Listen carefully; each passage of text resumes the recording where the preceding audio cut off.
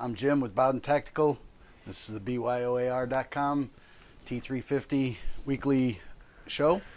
Want to welcome all the new members that have joined the Architect Facebook page in the last week, and more specifically today. We had a slew of new people jump in today. So we'll try to catch everybody up here and treat this like we did one of our first shows. The intent of what we want to do here is welcome the new people into the sport of the AR rifle, more specifically how to build your own AR. There's a lot of places you can go to get information, and some of it's good, some of it's bad. What we try to do is give you distilled information from myself and some other people. We have a bunch of people in the group who are undoubtedly experts at what they do. They've been doing it a long time, and they're willing to give information freely. You ask the questions. If I can't answer it, I can find somebody who can. Last week's show, we talked about gun cases, and we had a bunch of different gun cases in here, hard cases, soft cases. Christopher Smith won our question of the week, or our submission of the week last week with his Black Sabbath customized gun case. Outstanding piece of art. I love that thing. He showed me that before, and I absolutely love it. Black Sabbath has always been one of my favorite bands, so it just was a really cool thing to see. We had a bunch of good discussions in the group. There's a couple guys asking questions about why their guns were jamming, why they were getting double feeds. Most of it reverted back to gas issues or buffer weights and the gun cycling too fast and not clearing the chamber before the next round tried to feed. And there's a bunch of different things that we talked through with those guys to try to alleviate those issues. You new guys and gals that came in today, feel free to invite your friends to come in and join. We can always use knowledge. If you have friends that have been doing this a long time, we'd love to have them come in and share their knowledge. If you have friends that are interested and want to gain knowledge, get them in here and we'll give what we can. Again, welcoming all the new members that have joined in the last 2 weeks. Real quick, wanted to bring up one thing real quick. Big thing in the news, obviously, is the coronavirus and gun sales last month, and they continue to be this month, very brisk. There were 3.74 million gun sales, or actually I should say NICS checks last month. It was an all-time record. Not every one of those equated to a gun sale necessarily, but it was at some point somebody attempting to buy a gun. So that means there's a lot of new gun owners out there, a lot of first-time gun owners that were worried about their safety. They were worried about their family's safety. They were worried about, just worried. And they thought that the best way they could do or get to protect themselves and their family was to buy a gun. So if you know one of those people that bought their first gun, and you're an experienced gun owner, take them under your wing. Show them the ropes.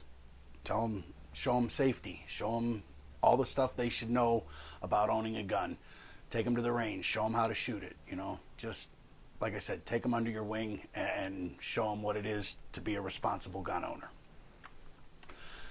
So this week we're going to talk a little bit about safety and range time and shooting and personal protective equipment. Personal protective equipment is big in the news right now, but for an entirely different reason. There's a couple of things that you really want to have for sure when you're shooting. First and foremost, eye protection of some sort. I wear glasses and I need my glasses to see. So I just wear my glasses. I have had a spent round come back, hit me in the face and come down and stick between my glasses and burn my, So if that is a concern for you, you can buy safety glasses that fit right over top of your prescription glasses. You can buy the goggles. There's a bunch of different things you can do if you already wear glasses. If you don't wear glasses, we recommend that you use some kind of eye protection. And these form-fitting safety glasses that really snug up to your face, you can get them in the amber, you can get them in the dark tint, if you like that kind of thing. You want something that's comfortable, has some rubber pads, has some expansion to it. Biggest thing you want to look for is down here in the corner is the Z87 Plus rating. That means they're safety glass. They're OSHA rated.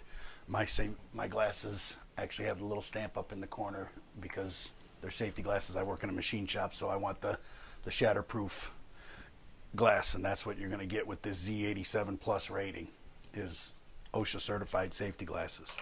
So some kind of eye protection is a must. You don't want a round coming back and hitting you in the face. You do have a small explosion happening right in front of your face over and over and over again. In the event of a catastrophic failure, something goes wrong, pieces are going to fly. You want your eyes protected. You only get 2 eyes. They can't replace them. So the other side of range safety is ear protection. When I was growing up, we didn't, my dad wasn't big into it, and it just wasn't part of the thing, and I've paid the price for it over the years. My hearing is not the greatest. My wife calls me the king of huh. She says something in the house, and I'm like, huh, what'd you say? Because I can't hear so well anymore. And part of that is from working in a machine shop, and the other part is from shooting all the time. My right ear is shot, and I can definitely tell the difference when I plug one ear to the other. So at a minimum, you want to have some foam earplugs. If you got nothing else, this is kind of the bare minimum that you want to have. And you take these, you roll them between your finger, and you insert them in your ear canal and give them about 30 seconds, and they'll expand out and they'll fill your ear canal. Effective, not the greatest, but they're effective. They'll do the job. There's several styles of those. Some have they're just foam. Others have a little hard plastic piece on the end with the foam out here, and you stick that in your ear, and again you allow it to expand out, and it makes for easy removal because you can just pull the little plastic right out of there. Again, effective. They'll do the job. When it comes to ear muffs, these are just about the cheapest thing you can buy. They're called Deaf Guards. I think I bought these at a garage sale for $1. There's what amounts to about a 1/4 inch of foam inside, kind of a large cavity in there. When you put them on, they block out the sound a little bit. They take the crisp bang away from when you're firing a gun. You don't get that sonic blast to your ears. But, again, the bare minimum. So you step up to something like these. These are made by Walkers. I won these last year at the Whitetails Unlimited banquet. And a little more foam padding in here, 1/2, 3/4 of an inch. The cushions are a little more padded. So you put these on, and these really block out sound. So when you're on the range, if you're at the range and you're by yourself, or you're in at your property shooting out in the field, whatever it might be, these are great, because you don't need a whole lot. You don't need to hear anybody else. You don't need distraction. There's no distractions. It's just you and your gun. One of the things, I wear these for when I'm mowing the lawn as well. And nice thing you can do with these is you put your earbuds in, put a little music on, a little Black Sabbath, a little Metallica, a little Slayer, whatever it might be, and you put these over top of it, and you can listen to music while you're shooting.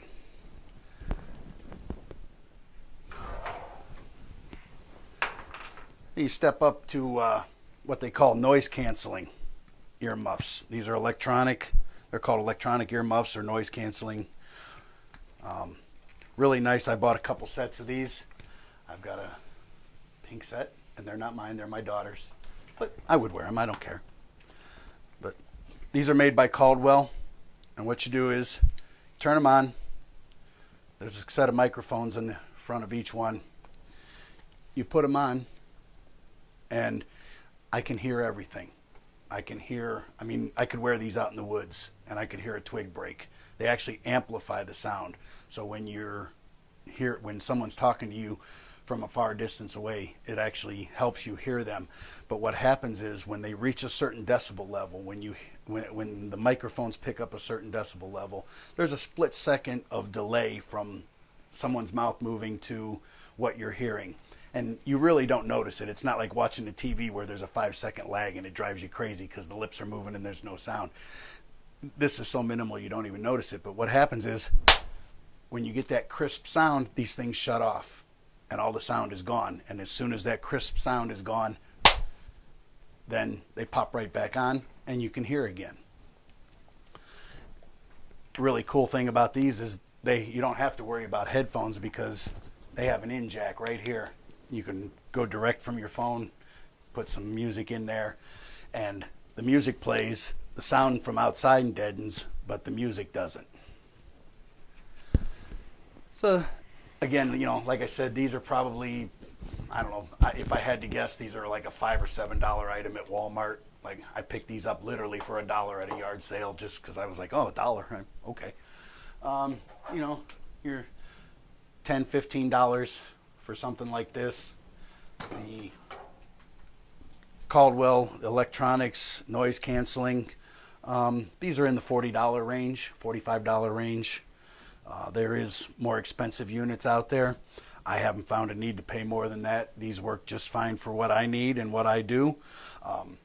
If you're shooting large bore, 450 Bushmasters, 458 SOCOMs, 50 Beowulfs, 50 BMGs, especially if they got a muzzle brake on them, wicked loud. And you might want to go ahead and double up by not putting in a set of foam earplugs and a set of these, because you really get a lot of concussion with those guns and you get a lot of sound, and it doesn't necessarily block out the decibel level, the danger decibel levels with just one device. So you may need to double up with those. You'll know right away if you need to. You shoot one round and your ears hurt, your ears ring, you got to double up. So, eyewear, earwear, and one thing when we were talking last week, we were talking about range bags and gun cases, and Matt and I brought up our range bags and we were pulling a bunch of stuff out. And one thing we forgot to talk about, and I'm going to mention it here because we're talking about safety equipment, is having a first aid kit in your range bag when you go to the range. A good first aid kit, not Band-Aids and Mercurochrome and Q-tips, and you want something with some anticoagulant, you want a tourniquet, you want some gauze pads, you want some tape, you want, if God forbid there is an accident, you want to be able to do something for somebody besides stick a Band-Aid on it. A tourniquet is a must in that situation. So having a good first aid kit in your range bag, hopefully you never need it. It's like having a gun at home. Hopefully you never need it, but when you need it, you better have one. So that's kind of it for the basics of what you need to be safe at the range. And again, always keeping in mind gun safety when you're at the range, keeping the muzzle pointed down range, keeping your gun on safe till you're ready to fire it, keeping your finger off the trigger till you're ready to fire it, listening to the range safety officer. That's where the noise canceling earmuffs come in really handy. If you're on the range and you've got these deadening devices and you can't hear real well, and the range safety officer or somebody else on the line calls for a ceasefire and you don't hear them and you just keep banging away, you're going to get yelled at. When they say ceasefire, that means ceasefire. And these help you hear that. You can hear what's going on instead of just being oblivious and banging away. So this week, we'll wrap up here with, I wanted to remind everybody, last week's special we had free shipping on all of our handguards, and this week's special we've got 10% off everything in the store. And you can pile everything into your cart, and if you break that $125 threshold, you also get free shipping. So you get $12.50 off of that, $125, plus you get free shipping. So it's a real nice special this week. Right now there's a lot of price gouging going on in the gun world. The price of ammo has doubled in some places. There's some companies, and I won't mention any names, that are taking advantage of the situation. If you're in this world, you know who they are. We have not raised our prices 1 cent, and we will not raise our prices 1 cent to take advantage of this situation. The price that our products were a month ago is the price they are today. So stop over to our store if you need hand guards, gas blocks, muzzle brakes, flash cans. We got angled foregrips and micro hand stops are going to be on the store real soon. We got our parametric trigger. We're going to premiere next week's show. It's going to be all about the new trigger, drop-in trigger we got coming out. And within the next couple of weeks, we're going to have a full build. We're going to have the ability to buy everything you need off of our site to build a gun except for the lower. You can come in, you go down through the checklist and get everything you need, and then you can swap the parts out, your hand guards, your gas blocks, your muzzle brakes, the different items that, and you can check the price out. You can build an AR off of our site for right around $500, which is a great price. All American made components. The question for the architect group this week was, what's your favorite kind of personal protective equipment when you go to the range? Put in a picture of your setup, and whoever gets picked out of that pool of people that puts in a question, or it's not really a question, it's a submission of a picture, but you're going to win a sticker package. We got about 8 different stickers that represent our company, and a nice pen, nice Bullet 308 pen, and we'll send you that out. Like I said, that's what Christopher Smith won last week for his submission of his Black Sabbath gun case. So that's all I got for this week. And remember, you don't have to be an expert to build your own AR. We're here to help you do that. Ask questions if you got them. Give freely of the knowledge if you have it. Thanks. We'll see you next week.